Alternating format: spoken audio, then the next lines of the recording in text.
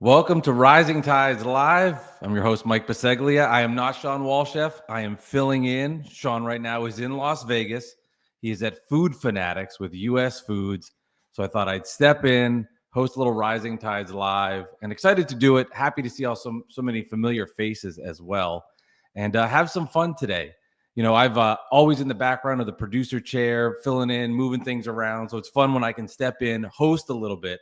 And when I was meeting with Shawn last week, and we had to figure out who would fill in, want to try to find somebody. I said, there was a topic that I was interested in and passionate about that I wanted to bring to the live stream, wanted to bring to Rising Tides, and I thought the community would enjoy. So a little bit about me on the background of things. Of course, you know me from Cali BBQ Media. I've been producing podcasts now for like 16 years. I'm obsessed with it. I was in a radio background, sports radio in particular, but I kind of got stuck in the monotony of it, and I didn't like the hamster wheel effect of it. And I was like, I want to do something different. So I've been doing podcasts since like 2007, helping businesses, doing my own shows. You can see behind me, I've got these cool little canvases that usually you put artwork on, but I display my podcast that I've been producing or actually have been hosting. And I love doing it. And with that in mind, I actually helped a group called Radical Hope, and they are a foundation that gets in touch with universities, and they help students, college students, deal with mental health issues, deal with everyday problems, right? Like just things that are going on in our lives that, maybe in our or late teens, 20s, we didn't really even think about. But Radical Hope does a fantastic job in connecting the dots to helping these students. And I got connected with Aaron Taylor, who is on CBS Sports. You might see him on Saturdays. He is the in-studio host with college football. And all of these topics that Radical Hope gives out, Aaron is an ambassador for them because he lived it. He felt it as a student. He went to Notre Dame. He was an offensive lineman, dealt with a lot of pressure, dealt with a lot of things that are difficult for any young person.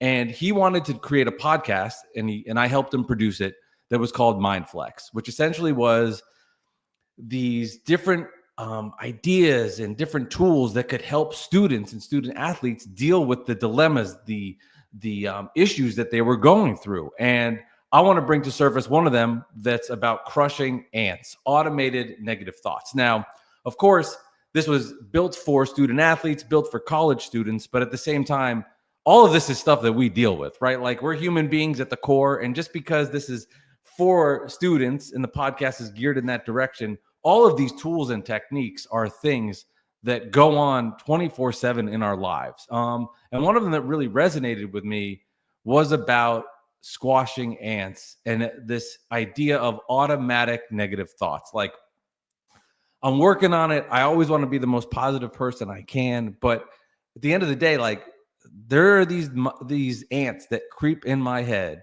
and they start planting seeds in my brain garden, and they want negativity to take over. And a lot of that was built on how we are as human beings, right? Like thousands of years ago, we had a negativity bias because we were trying to fight off things just to live and survive. So it made sense. But now in 2025, when these negativity biases jump into our head, it has the complete opposite effect, right? Like it does everything bad that we want, and it makes criticism and this fear of failure that jumps into our mind. So it's okay if there's a couple of these like jumping in your head, that's okay. But when they multiply and you have this whole picnic of negative thoughts in your brain, that's where the problem happens. And left unchecked, it leads to stress, doubt, and frustration. And it can kill your confidence, hold you back from doing well in work. And I never really recognized this in my life until I started doing this podcast and producing it. And then I was saying, I want to get rid of negative thoughts. Now, I know it's an impossibility forever, but I want to do my best that I can just minimize it. And at least at the very least, when they jump in my mind, have a mechanism in place to remove them. So it has a couple of steps that go with this. And most importantly, I believe the first is just identify when a negative thought shows up. So I'll use a real-time example here. I'm filling in and I'm hosting for Shawn. It's 12:56 Eastern time and nobody is here. And in my brain, I'm going, well, what if nobody shows up? What if nobody comes to this? What if I'm the only person speaking here, and because Shawn's out, I'm in, and nobody showed up for this? And I slowly started to implement some of this in real time as I did this. So the first thing was I wanted to identify the negative thought. One, okay, what if nobody shows up? What if nobody is here? That is the negative thought, okay? Then step two, what's the challenge with this? Okay, if this happens, could there be another explanation? What's the worst that would happen in my life? Feelings are real, but they're not always facts, right? Like people have things that they're doing. People have other things that are going on in this time slot. It's not a shot at me. It doesn't mean anything there. So recognizing and identifying what this thought is, and then challenging the thought, fighting back on it, right? Like, okay, thought, what if people are busy? What if I go ahead and do a great show alone and get my message out and it goes on YouTube and people can identify that, right? Like as I said before, feelings are real, but they're not always facts. And then, of course, people started showing up. So the next step is just to shift that mindset that you have. You could do something that's positive, or what's something that could come from this? Hey, nobody showed up, but I had an opportunity to speak in front of a microphone and get better at talking in person. Maybe I stumbled for a moment talking, but I added value that helped, that somebody heard months later. So for me, identifying, challenging, and then of course at the end, replacing that mindset is all important when trying to squash these ants, just so you could be the best version of who you are and yourself. And as I said, this is more of a practice of doing this over and over again. It's not something I could just do one time and then be perfect at for the rest of my life, right? Like anything, I've got to do it once. I've got to do it twice. I can't just say, I've done it once, I'll be perfect. No, you have to identify it and just keep working at it, because our brain wants to go with this negative attitude. And I so desperately always want to make sure that I can shift my mindset that's on there. So I appreciate having the forum and the floor. As I mentioned earlier to Spencer, who's in the green room right now, I'm hosting and producing. My wrist and my brain are going to do its best to talk and let people in the room at the same time.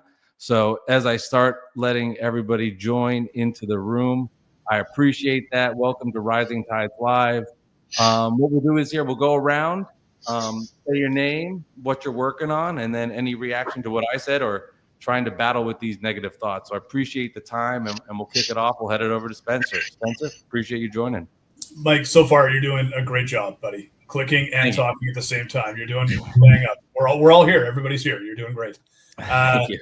Spencer Michael with Back of House. We help restaurateurs find the right tech solution. That's what we're doing right now. And we're starting to build our, not only just the direct B2B helping restaurants, but we're building our thought leadership. And one of that is a new podcast we have coming out that I have been graciously asked to co-host. So that will be coming out very soon in September. And that's what really taken up a lot of my time of what I'm working on. Very excited to share just the world of restaurants and all the cool and interesting people that we get to come across.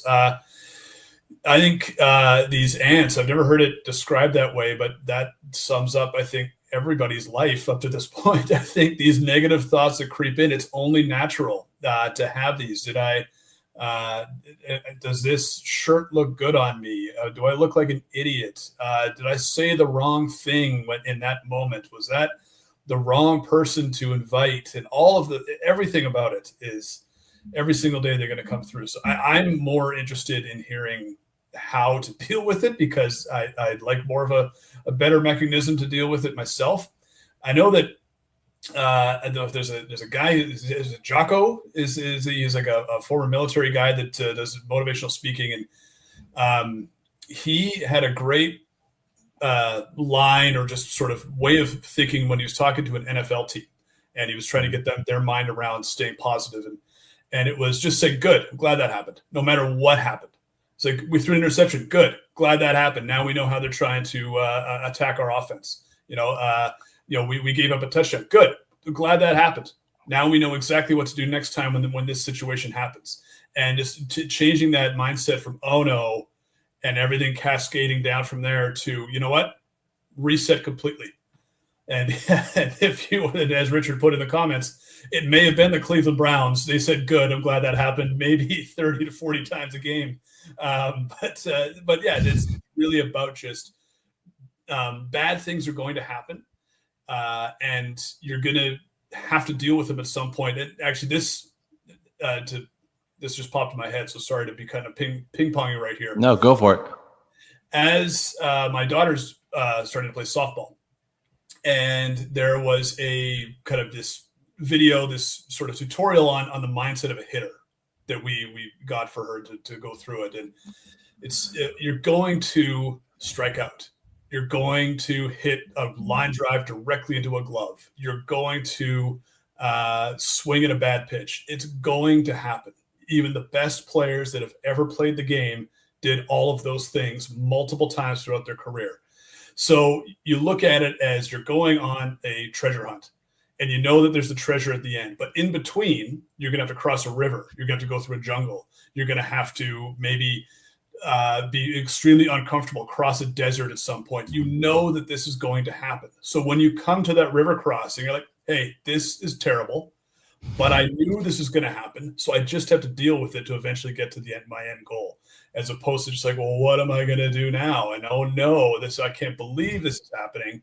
It's like, yeah, all I got to do is deal with this moment right now, and then we're just going to keep moving forward. So. Yeah, and I think great points. I think the sports analogies are always just spot on, because there's so much in sports that we can relate to in real life. And getting back to what you said at the beginning, right, like of finding the mechanisms to stop that. And that's why I think it's awesome to have this group together. If there's things that anybody else does to prevent them, the big one for me, well, let me backtrack a minute. For me was really just I went a whole period of my life where I didn't even know I was doing this. And that was like the first problem I had, where it was, I've got these ants jumping in my brain. I'm going down rabbit holes where like something small happened, and all of a sudden, like, you know, I'm living on the street. It was like all of these next steps, and it was just too much. So finding that in place, I think, is such a smart thing to say, Spencer. So I, appreciate you sharing that. And what was the name of that coach again? If you said from before? His last name's Jocko, I believe. Okay. I think that he just goes by that. Yeah. Okay. He's cool. A huge mountain of a man, and he does some motivational speaking. Yeah. Cool. Well, thank you for sharing. Dean LeBay, you are up next, my friend. You were second in the room. Hey guys, fantastic and improving. I'm not really sure I can follow up much with that, Spencer. I mean, that's a good analogy. For me personally, I can tell you what's happened to me, and I can tell you how my journey's been. 8 years ago, after I had spine surgery and I was left in a nursing home for about 2 years, I had one of those CNA certified nursing assistants. She come in there and she took care of me and fed me and did all the stuff you're supposed to do. And then I finally got moved over to a wheelchair. And when you go into a nursing home, all your finances become somebody else's finances. I mean, you have to sign in my particular case, a power of attorney and all that. And long story short, one day I was rolling down the hallway, and she stopped me. Her name was Erica Manning. She said, "Dean," she said, "you'll never leave here if you don't get out of that chair." I said, "Well, I'm whatever." She says, "You're not listening to what I'm saying. You have to change your mindset. You have to know that, you can do it. That this right here is the most powerful thing in the world, because if you start telling yourself negative thoughts, you start believing those negative thoughts." Now, I'm not saying, those people that do affirmations, there's nothing wrong with that. But for me personally, it was a belief that somebody greater than myself had a purpose for me. I had a purpose. And, I'm still figuring out what that purpose is. But for me, the ants, part of the reason I come every week is this community is because this community basically, they help me. When I was at the end of my rope and I didn't know what to do, Matt Plapp, I think y'all know him, he said, "Man, you just got to tie a knot and hang on." And that's what it was all about. It was about, you just got to hang on. You can't give up. Now, are we all going? Everybody here is a independent or an entrepreneur. Are you going to make mistakes in life? Yes, absolutely. And hope that you make that mistake and not make it again.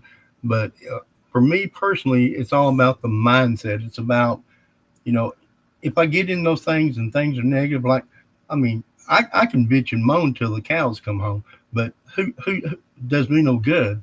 If I feel bad, uh, I hate to react to something. I'd rather respond. So a lot of times I have to breathe, take 3 big breaths, and breathe and get myself together. But if I'm in a bad mood, I get out and take a walk. I go out and I go to the grocery store and say hi to people I don't even know. And I embarrass my daughter. She's like, she's like, Dad, we can't go anywhere. Because when I go to the restaurant, I look at everything. I look at the equipment. I pick up the teapots and plates, and I see who make them, and I'm like, wondering where all this stuff comes from. I look at the technology, what peel it, all that kind of stuff, because that's what drives me. But I would not have gotten to this point if it hadn't been for Erica. That's my point. And basically, she just said, uh, you have to change your mindset. If you keep thinking that this is it and that you're going to spend the rest of your life here, you will. And she says, the only people that roll out of this place roll out in a bag. So, it kind of got my attention. So anyway, that's really all I've got. I'm glad to see Vinny here, and I'll leave it at that. Thanks, guys. Thank you, Dean. Thank you for sharing. And yeah, the positivity aspect of this is important, because if negative on one side, the yin to the yang, the positive on the other side, and changing that mindset. I mean, keeping it honest, like the negativity that I had in my own brain when I was starting out young in radio was like, I shouldn't be here. These people are so talented around me. These people are so smart around me, and trying to shift that negativity to positivity helped me. And it's such whatever it is in life. And I think to your point, Dean, that, being in this group has helped with that. And being okay with mistakes. That's the one thing I've gotten the most out of this group is mistakes are okay. I think is really important. So, thank you for sharing that, Dean. We appreciate it. With that, I'll hand it over to Vinny. Vinny, this is our first time meeting. I'm filling in for Shawn today, obviously. But welcome to the Rising Tides Live. Your name, what you do, and what you're working on. Nice to meet you. All right. Yeah, thanks for having me, Mike. Hello, Dean.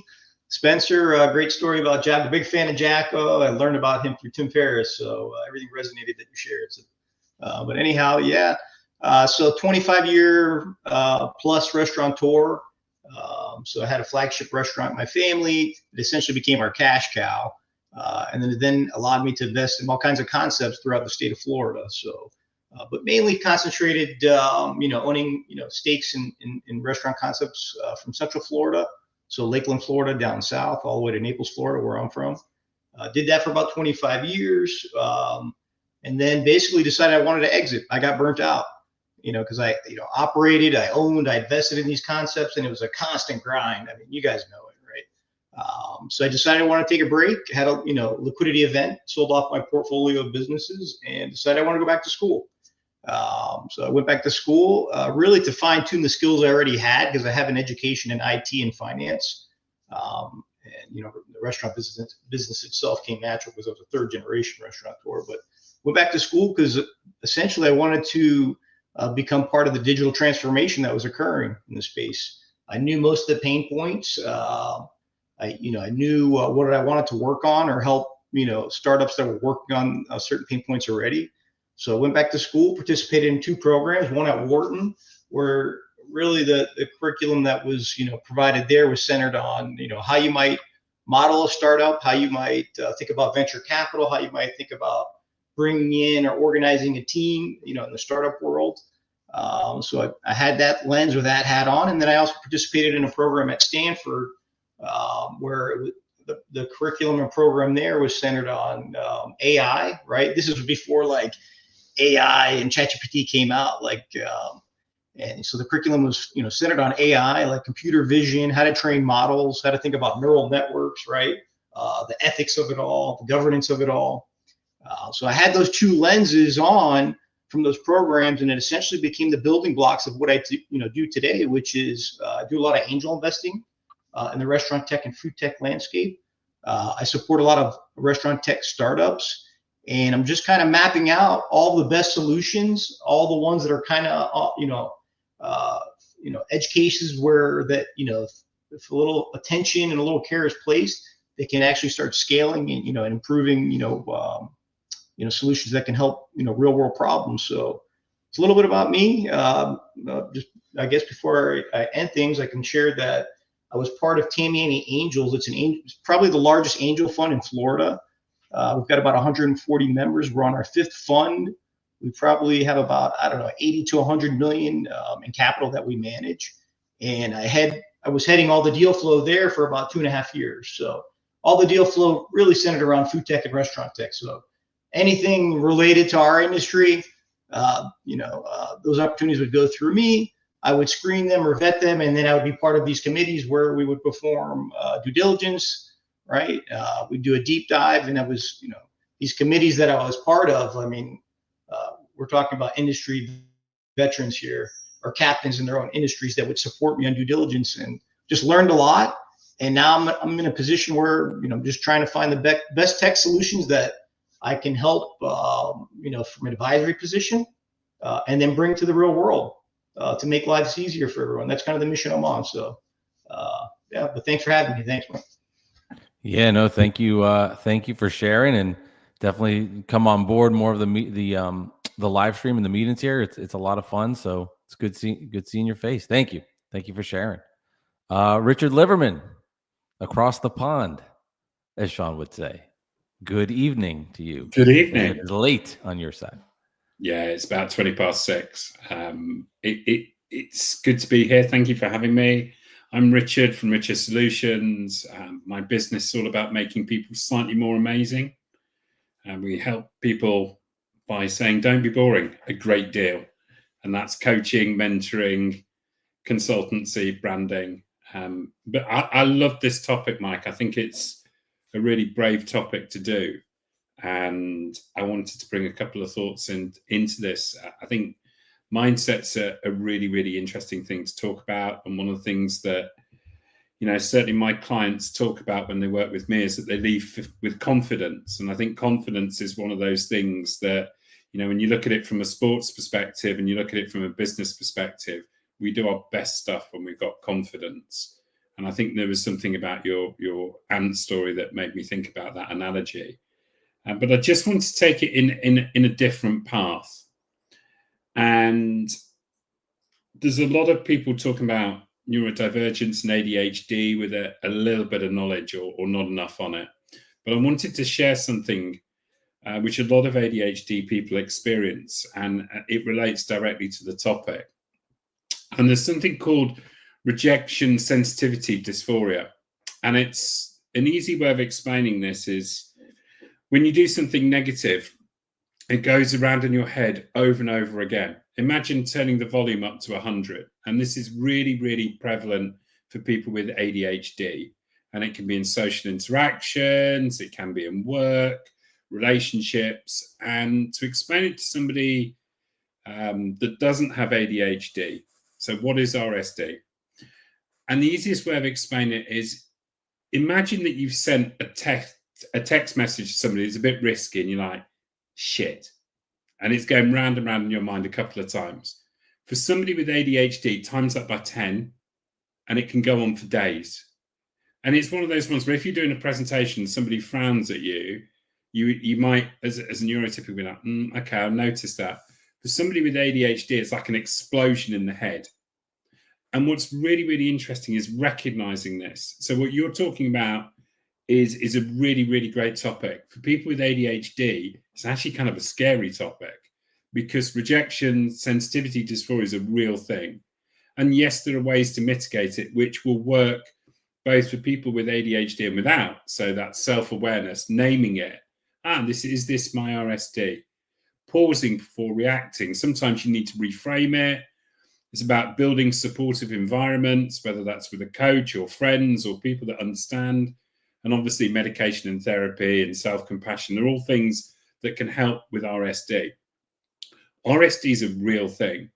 So if you're working with people with ADHD, then it might be one of those things where you might become a bit more mindful and aware of this, because people with ADHD have got so much to offer a business or an organization. But when their RSD kicks in, it is like physical pain. And just as somebody that has ADHD and has some understanding of it, I've still got a lot more to learn. There's an event that I can think of 25 years ago where I still plays in my head over and over again. On the flip side of it, when it comes to that mindset, ask me to do a presentation in front of 100 people. That's not a problem. That's absolutely not a problem. So there are many, many advantages and disadvantages of ADHD where it relates to this topic. And I'm going to post a link in the chat to be shared. And there's a brilliant organization called Attitude that did a great article about this. But it's just one of those things to recognize. It's called rejection sensitivity dysphoria. And anybody with ADHD will be relating to what I'm saying now. And I hope this conversation raises the profile and the issue to those who have it and those that don't.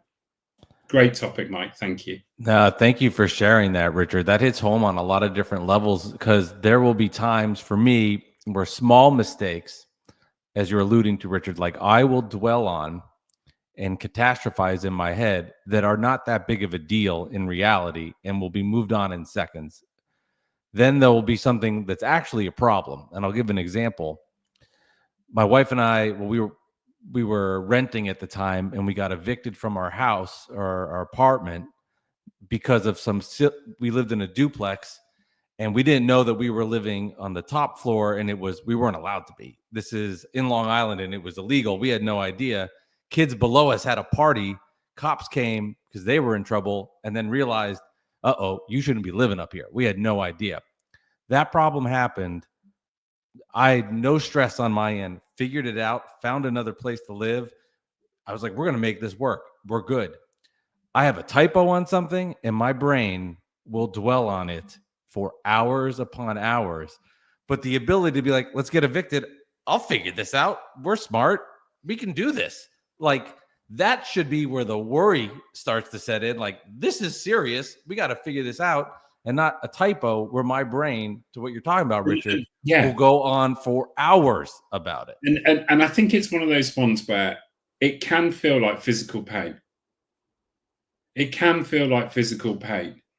And what's really, really interesting is when you recognize it, you can start to identify it, which mitigates it a little bit. But there's a difference, I think, for people with ADHD where this is supersized. It really is supersized, the emotional reaction to it. And I think it's just one of those things that I wanted to, when I saw the topic, I was like, I've got to bring this up, because when you start to understand it, it means that you can help yourself or you can help other people with it. Yeah, no, well said, Richard. Thank you for sharing.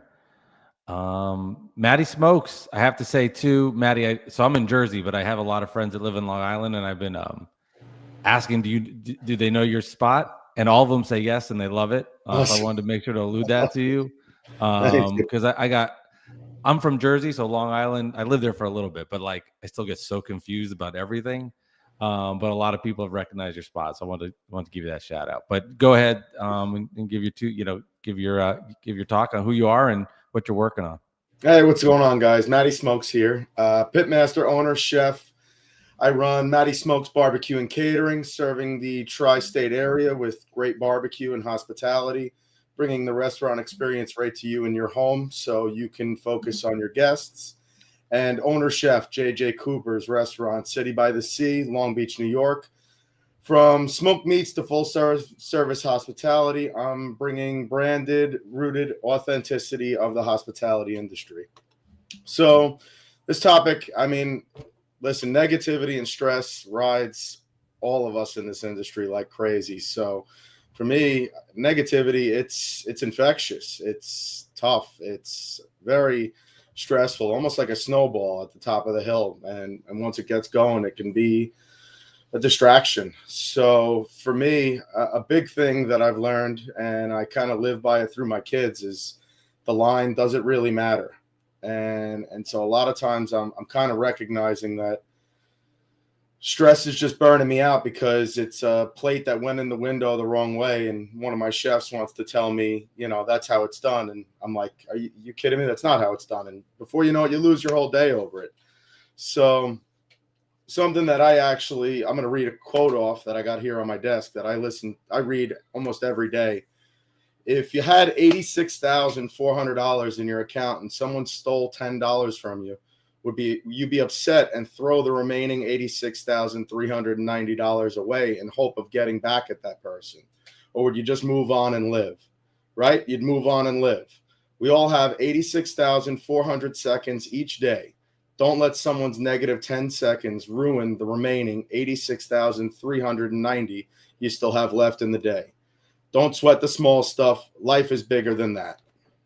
And there's a great expression and I love that. If somebody's trying to crap on you and steal your time, there's a really nice expression, that's with them. And that's with them. And it's one of those ones that helps mitigate other people being, I think, to use a UK term, a knob towards you. And there's that little bit where if you go, well, that's with them, it's just a really, really simple but clever technique to mitigate other people being a knob. Yeah, you just got to learn to let things slide sometimes and then evaluate and come back at it later.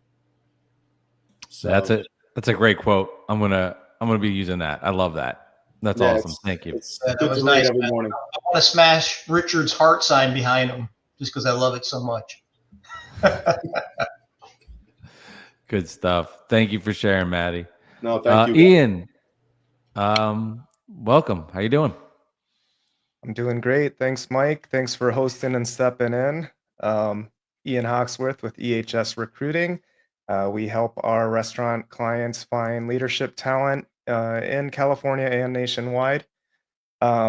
Negative thoughts are huge in our industry, and I think we're all conditioned to have negative thoughts, as the media and everything that goes viral tends to have a negative bias. Everything, like things on LinkedIn, even, negative posts seem to get more attention, all that kind of stuff. You get more commentary by getting people venting and starting this feedback loop. So it's definitely an important thing to talk about. Like in recruiting, we get way more success or failures than successes. A good ratio for a recruiter often is having one candidate placed out of 6 submittals, which is kind of like, reminds me to bring another sports analogy like baseball. If you bat 200 and above, you might stay in the big leagues, but you have a 20% success rate at hitting the ball.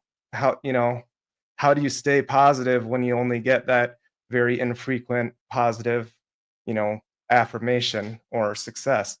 So there's a lot of spaces where it's common, I think, for failure and negativity to take over. And the issue with that is that it creates that feedback loop. Negativity breeds more negativity. So it's something that we have to be conscious of at all times. And one thing that I've tried to start focusing on personally is assuming positive intent. So, things happen often that will rub you the wrong way initially, but you have to take a moment, take a breath, take a step back, and assume that they have positive intent in what they're trying to do. And that'll help steer you away from having that negative response right away. I get, written conversation is probably one of the worst forms to me, like email threads that just spiral into this chaotic negative thread back and forth because you're like debating over email. It's like, take a step back, write the draft, get out there what you need to get off your chest, save the draft, walk away. And then when you come back to it, you're going to be like, what was I thinking? And you're probably going to edit it and get it into a more positive, frame to work with. So I don't know, those are a few things that I've been trying to work on personally. So hopefully they're useful. Yeah, I love that one too. This my wife has taught me a lot because she's like so good at this, and I was instant reaction to anything. Like, get a message, got to write back now. Got to do it now. And it's like, no, you don't. You really don't. Stop, walk away, write it down. Hour later, you might have a whole different mindset. I think that's such good advice because I did this forever. And I was just like, I got to get it back. Like, no, it will be okay. It's not an emergency. Collect your thoughts, get yourself in a better rational place to make to answer that makes totally more sense. So that's great insight, Ian. I couldn't agree more with that. And it's something my wife has taught me that I've been trying to do a lot more in slowing down responses when it's necessary. So thank you for sharing. Of course. Laura Wilbur, welcome to Rising Tides. Great to be here. Thank you, Mike, for today's topic and for hosting.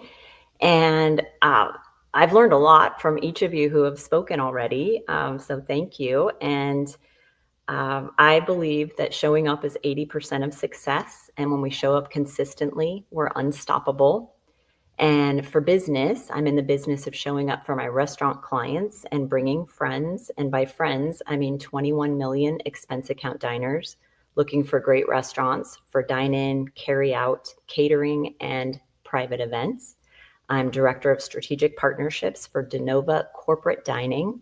We're contracted by global companies and government agencies to create partnerships with great restaurants for their teams traveling for official company business. And on this topic, Spencer, I wish that my dad would have told me about this mindset around batting when I started my Little League baseball and softball career. Every time I got up to bat, probably like most of you, I thought for sure that I had to get a hit. And if I didn't, it was devastating. The stress of, every single at bat, which was many. But if you had gone into it with the mindset of, if you get a hit, one in 6 times or something, you're succeeding. It kind of levels that anxiety a little bit. Dean, of course, your story is incredible. And what was the name of the woman who told you to change your mindset? You're on mute. Sorry to call you out. Okay. There you are. Go, Dean. Who was it, Dean? Who told you to change your mindset? Okay, there you are. I don't think it's working. No, you're good. It is. Yeah, it was Erica Manning. Yeah, and she was at the nursing home, and I was playing it off because I felt so sorry for myself. I was like, poor me, and she's like, man, you gotta get out of that. This ain't doing you no good. And she'd follow me down the hallway, and we'd look in the room. She said, "That's gonna be you if you don't get your ass out of that chair." And man, she scared me. So yeah, Tough love. She was instrumental. I've tried to get a hold of her a couple of times, and I haven't. But yeah, Erica Manning. Thank you. I'm adding it to my list of Dean LeBay stories, including the pecan story, which you shared last week, which is absolutely epic. Thank you so much. And Richard, what you shared about this, RSD, crazy how that just explains so much for me. So going to this format that we have now with these online meetings, when I'm doing a presentation on Zoom, I'm able to really maintain my focus and have a super positive interaction with my prospective customers. And I just feel so good through the entire thing. And what I've noticed is sometimes in an in-person presentation, I'm very aware of the body language and all of the feedback that I'm getting from my prospective customer. And I can just feel it when I'm losing them, or they are like wanting me to wrap it up or whatever, and it completely derails me. So I have some work to do for my in-person presentations. I will, Richard. Give me a call. Okay. You know where I am. I do. Yeah. And this is just such, again, a beautiful format for any of us that are distracted or really, I guess, I don't know, empathetic or whatever it is, where, this format, again, helps you stay focused, or at least it does for me.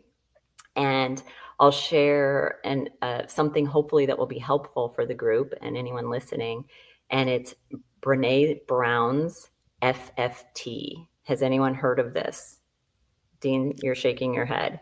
Okay, so Brene Brown has this theory called the FFT, the effing first time.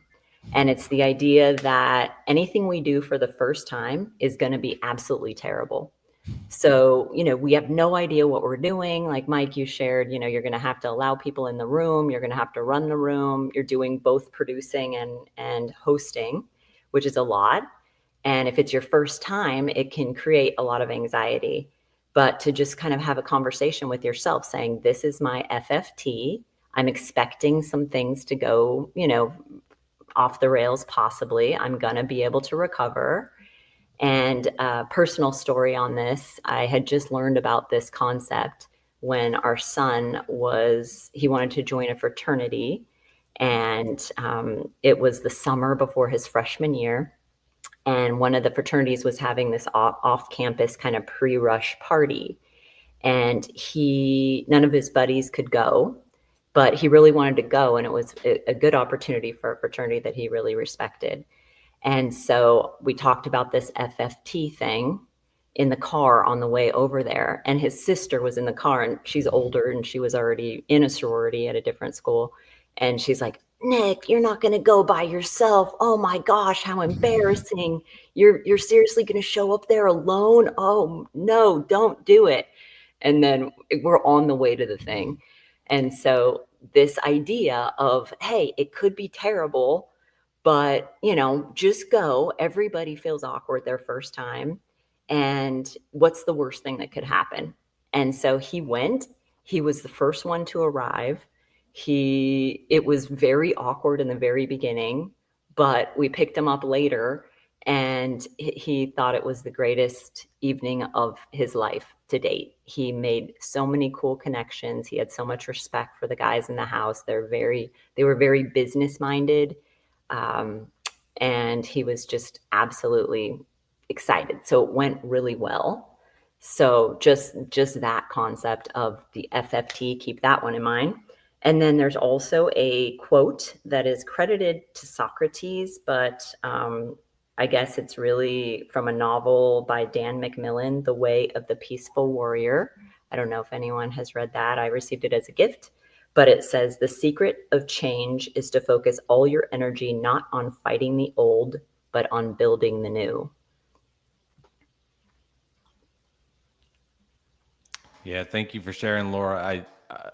I will use that FFT. I like that. And I think it goes back to when you recognize the spot and then you catastrophize it, as opposed to, let's go in here, let's see what happens, have fun with it, and give yourself some grace with it.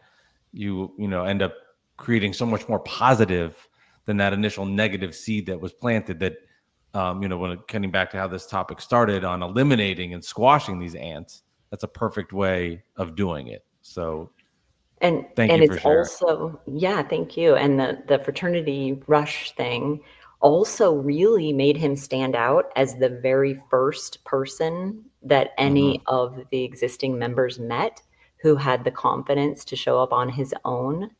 And there's a lot of advantage to that, instead of the other guys that, like, how interested were they really? Did their buddy just drag them there? Like, this kid was definitely committed. Exactly. Jordan, welcome. Unmute, and if you need assistance, I can get you on there too. How you doing? There. Is it allowing you to unmute? Yeah, there we go. How are you? Hi, everyone. I'm good. Been a minute. Good to see everyone. I am Jordan. I am a product manager here at Spot On. Most of you know me, though, as the CEO and founder of Starfish. We help restaurants use AI to better analyze their finances. Average restaurant saves about $10,000 per month using the program, lowering their cost about 4%. I love this topic. I think any entrepreneur can relate to the highs and lows of what entrepreneurship really is. I used to say before I started my own company that I have good days and bad days. And as an entrepreneur, I found that I had good hours and bad hours. And how good a day was completely depended on the last hour of that day. And you just end up in this vicious cycle. Negative thoughts are real, and they really do creep up. I am an extremely positive and energetic person, and still it hurts. What I'll say is I always try to remember my why, and I always try to make sure that I'm doing what I think is the right thing. Whether it is actually the right thing is not the purpose, but is the process that you are following the right thing. I'll just give a couple of examples. When I was running Starfish, we had good days and bad days. I'll never forget that. We had a day where our largest customer was closing down, and they were churning from Starfish because they were closing their restaurant, and huge chunk of revenue that I just wasn't ready for to leave. Then later that day, we had a customer that we'd been working for 6 months say, all right, we're ready to get started. And the ups and downs there are really hard. And the 2 hours in between was just all me shit-talking myself about what an idiot I am. Why am I doing this? I used to have a real job, and now I'm just some schmuck who's trying to start another software company. So in those moments, I try to always remember my why, what made me take this leap, what made me decide to take this action, why am I doing what I am doing. So for me, I find that like I can't stop the negative thoughts from coming in. It's going to happen. It's more for me, what do I do? What actions do I take when they happen? And that's remembering the reason that I'm here and the reason that I took risks and why I'm doing everything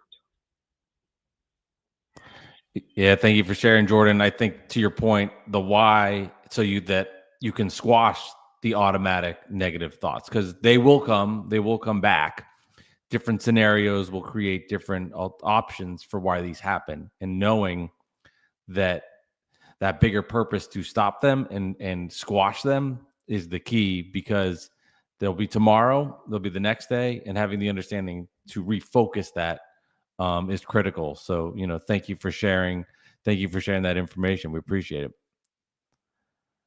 All right, tips, takeaway, homework assignment. Thank you everybody for joining today on Rising Tides Live. Next Wednesday, we will be doing on live streaming. So as we will live stream and talk about live streaming, will be kind of fun. So that's again Wednesday, 1 Eastern, 10 a.m. Pacific. But we'll go around. Tip, takeaway, homework assignment. Spencer, kick us off. Thank you much, Mike. Great job, by the way. Round of applause for Mike. Well, thank you. Shawn is in Vegas, hobnobbing with Emmett Smith. Mike's grinding away here and doing it all himself. Great job. Appreciate it. I think I was explained this by a former sales manager of mine about the steps that you go through when you're learning something new. And bear with me for a second. I'll try to button it up because it can be long.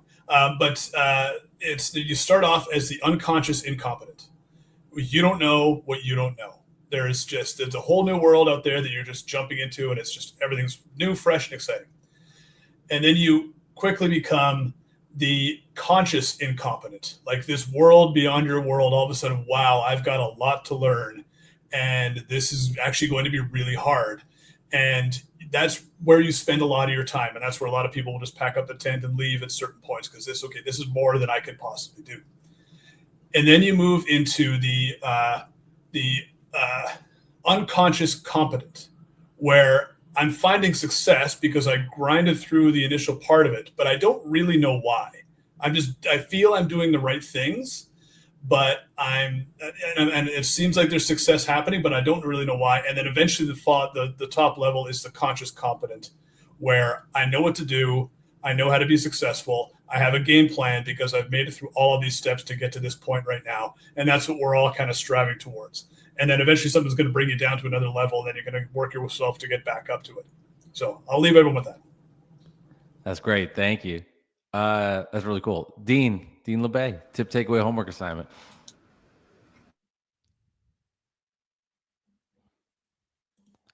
I got you, Dean. I Okay, there we unmuted go. you. Yeah, all right. Hey, there you listen. I'm learning something all the time. Takeaway, or whatever. I got something out of it. Have y'all noticed how good Maddie has his 60-second intro now? I mean, he's got it down. I mean, I can remember when he first came on, and he's like everybody else. It's like what everybody's saying here. The first time you come, it's like you're not really sure what to expect. Maddie sure didn't expect it at the first time, but man, he's got it down to an art now. He was at Chicago. The man was everywhere. So was Ian. And Vinny, I just want to say welcome to the Rising Tide. We can't wait to have you back on here. And the only other thing I want to talk about, this thing that you're talking about, the negative thoughts. During that first 2 years, I saw a specialist and as a psychiatrist, and he said, "I know what's wrong with you." I said, "Well, what's that?" He said, "You've got conversion disorder." Have y'all ever heard of that? It's a real disease. It's where your mind tells your body not to move. And I said, that's weird. I said, I've never heard of that. I said, I can't believe my mind's telling my body not to move. I said, because if I wasn't paralyzed, I'd get up and whoop your ass right now. I said, there ain't nothing wrong with my mind. I mean, my mind's fine. But what it did was it made me start thinking about, if the mind's that powerful, if I put positive thoughts into it, because I spent the next months just thinking, God, you can't leave me here. You can't leave me in this nursing home. You can't, and the positive thoughts, and this, of course, this community that got me out of there. Anyway, great show. Damn, Mike, you did a fantastic job. And again, Maddie, I'm just so proud of you. Look, I got my Maddie hat smoked. So thanks, guys. That's great, Dean. I think with that, we'll hand it over to Maddie. Tip takeaway homework assignment. Well, Dean, of course, always thank you so much. But takeaway is definitely how important this community is. It breeds positivity, and so sometimes if you got that negativity going on, you could sit down for an hour with everybody here, and you walk out of it inspired and ready to go. And every time I'm around negativity at this point, I'm gonna remember Richard. That's with them. And leave it with them. This way I don't take it with me and continue to harp on it. So just want to keep focusing energy on positivity and progress and keep going forward and leave the negativity with them behind me. So thank you, guys. Awesome. Vinny, tip takeaway homework assignment. Yeah, tip, after listening to everyone here about, how they might manage their emotions in a challenging situation, a tip that I've always used was the 55-38-7 rule, which is 55%, of what is remembered is your body language and facial expressions. 38% is tonality and your voice, right? And the last one is the 7%, which is spoken words, right?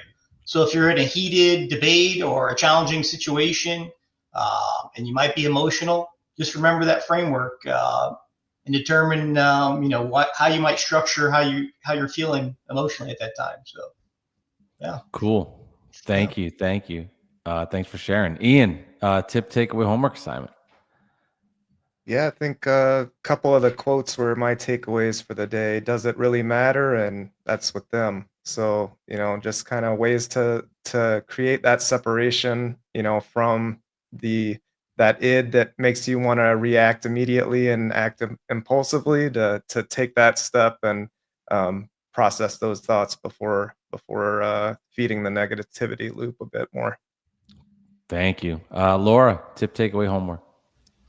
Tip related to expressing yourself if you're in a negative mindset. I learned a long time ago, never put anything negative in writing. So if you have something negative to say, have a conversation. Just don't commit it to writing. And what can happen, especially in sales, is if there's something negative that happened or you're, kind of rehashing something, the person that you were dealing with potentially has moved on. A new person comes along and kind of starts reviewing, documents, email threads, and there's, this negativity that's in there in any way. It's just way better to just commit positive, productive stuff in writing, have harder conversations verbally. And then I didn't really address kind of what I do when negative thoughts arise, but it's really, my faith, trying to remember that God's got me and to give it to God, and also just shifting into an attitude of gratitude. So no matter how tough things are, there's always something to be grateful for, and it really will shift your entire energy and your mindset if you can shift to an attitude of gratitude. No, thank you, Laura. Yeah, I have a friend, his best friend for my whole life, and he's in this negative space right now with things. So we've actually started each day. I'm like, I'm texting you one thing I'm grateful for. You're texting me one thing I'm grateful for, even if it's as simple as like, something at the grocery store is available. Like, we're going to simplify this just to have that mindset. So I think that's super important. Thank you. Jordan, tip, takeaway, homework. I miss these. I used to come every week, and then life gets a hold of you. So I think like mine is very simple. As Laura says, show up and good things happen. Perfect. Jordan, yeah, definitely come back. Which is a good transition to note too, just for everybody. On Fridays, September 5th, we're starting back, but it's going to be really cool. We welcome people in the community to start, and then we're going to have people from outside come in as well to pitch what they're doing, pitch their company, pitch their business, and it'd just be a good way to talk about what you're doing, get real-time feedback from people in the audience as well, so that we can learn, grow, and refine and get better at what we're doing. So that will start again on September the 5th. And then on Wednesdays, having our regular Rising Tides group that we have done. I want to thank Shawn for giving me the opportunity to host this topic today. Also want to say the podcast that I alluded to that started this was called Mindflex. And I can share it with everybody. Thank you, Maddie. I can share it with everybody. It's 30 episodes. It's a lot of this positive attitude adjustment and like mind adjustment, as it's called, Mindflex. As I said, it's for student athletes, but a lot of it can go to really all the principles go to anybody. And I was fortunate enough to produce it with Aaron Taylor, who is a former Green Bay Packer, went to Notre Dame, and is big in the mental health space. And helping out a lot of young kids and young professionals. So check it out. It's Mindflex. And thank you, everybody. Appreciate the community. Thank you for pushing me along here. This has been Rising Tides, and we'll see everybody again on Wednesday. Take care, everybody. Thanks all.